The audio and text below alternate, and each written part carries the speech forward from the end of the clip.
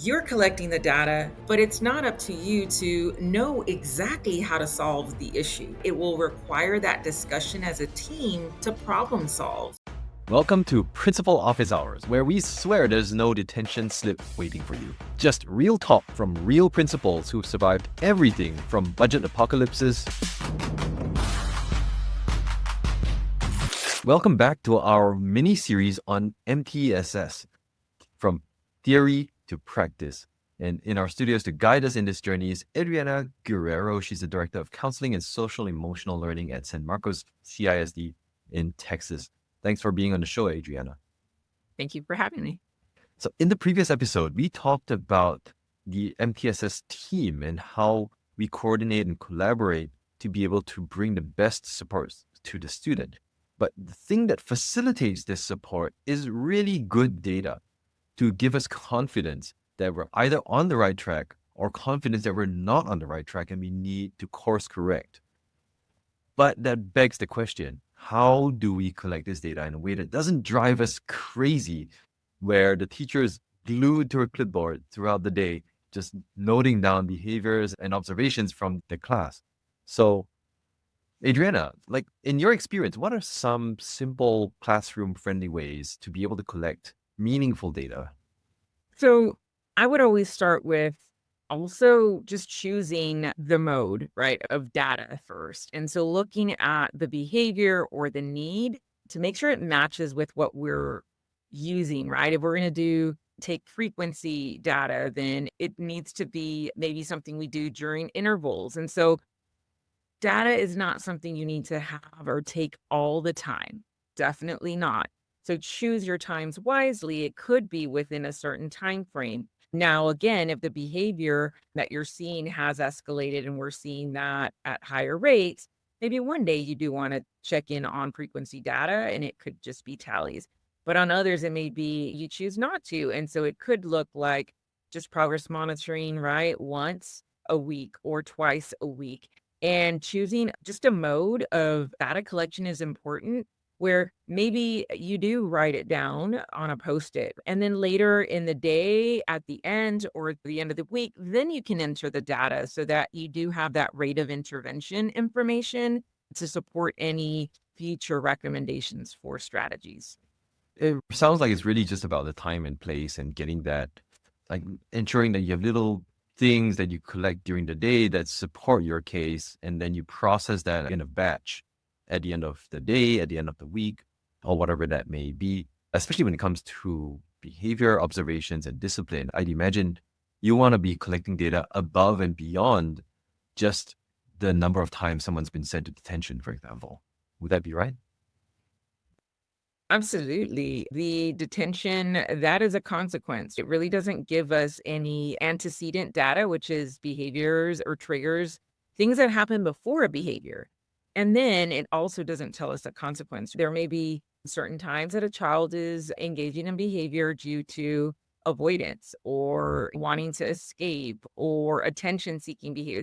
There can be so many different reasons, but a referral won't tell us, again, the function of that behavior. It'll really boil down to the information, the data that teachers collect and report. Yeah, and you mentioned a good point, that function of behavior where something is driving that behavior, and sometimes the teacher is the one that's going to know best, and that comes from regular observation of that kid.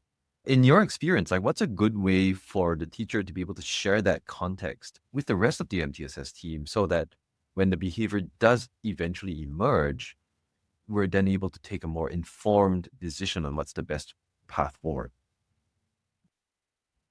So I'd start with something just very practical, just making sure you have your data points in order. You've got at least 4 to 6 data points for the analysis and discussion. And remember, you're collecting the data. You also, as an educator, have that firsthand knowledge, but it's not up to you to know exactly how to solve the issue. It will require that discussion as a team to problem solve. And so, starting with something small and saying, okay, I've got my data.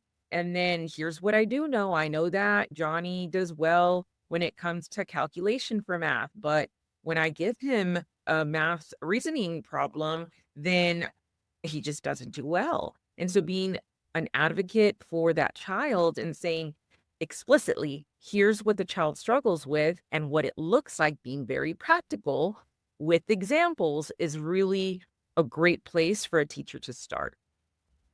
Got it.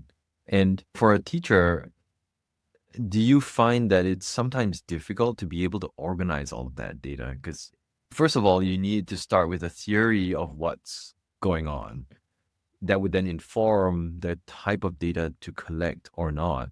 Because the universe of possible data collection points is infinite, right? It's too many.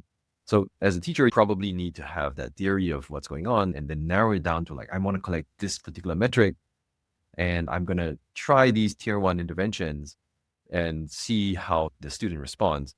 How much training does a teacher need to go through to get that sense of what to do and how to respond and collect this data? I mean, it really depends on the teacher's experience, their needs. It can look like maybe 30 minutes and we've reviewed a behavior reinforcement system and the teacher's got it.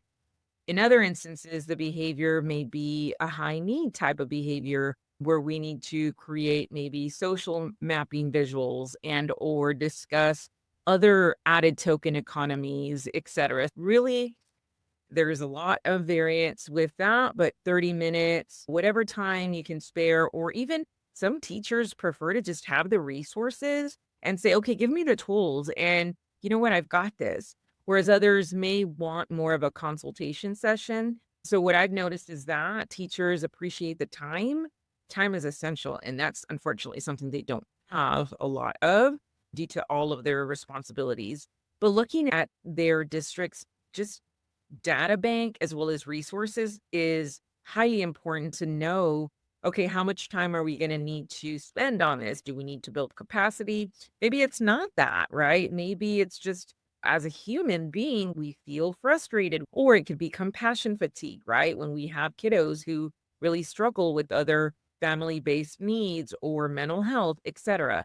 So there are so many different examples for teachers and their professional development. But I would always urge principals and district level staff to have a continuum of services of PD availability to make sure we can tailor needs to the teacher and the campus. Got it. And that brings me to the question I have in my mind. Like if I'm a site admin or a specialist who is responsible for running the MTSS program within my school site or campus, how do I get started? And we're going to touch on that in the very next episode. So thank you for all your sharing so far, Adriana. I'm excited to jump into the next episode to talk about how do we start? How do we get going on this? So stay tuned for episode 7 on your starting Monday plan for MTSS. And that's a wrap on today's Principal Office Hours. Before you rush off to put out the next school emergency, take 2 seconds to subscribe. It's way easier than getting your budget approved. And if you like what you heard, head over to principalofficehours.com to sign up for weekly updates on the show. Also, the best compliment would be to tell your friends about us, especially the ones who look like they need therapy or a career change. We're going to be back with fresh principal insights and inspiration every week. Until then, keep being the leader that your ID badge says that you are. See you next time.